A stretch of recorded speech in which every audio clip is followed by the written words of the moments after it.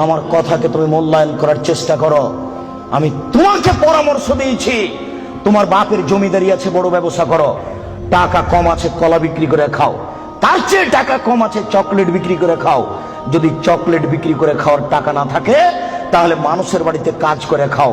যদি মানুষের বাড়িতে দোকানপাটে কাজ করে খেতে না পারো তাহলে ভিক্ষা করে খাও। ভিক্ষা করা টাকা দিয়ে চাউল কিনে ভাত খেয়ে ইবাদত কবুল হবে। শোনো, আমি ভিক্ষা করতে বলিনি, এটা শেষ স্তর। ভিক্ষা করা টাকা দিয়ে চাউল কিনে ভাত খেয়ে ইবাদত কবুল হবে। শোনো, ভিক্ষা করা টাকা দিয়ে চাউল কিনে ভাত খেয়ে ইবাদত কবুল হবে। যৌতুকের টাকা দিয়ে চাউল কিনে ভাত খেয়ে ইবাদত কবুল হবে না। নাপিতকে ঘর ভাড়া দিয়েছ, ওই টাকা দিয়ে চাউল কিনে ভাত খেয়ে ইবাদত হবে না। নাপিত দাড়ি চাঁচে।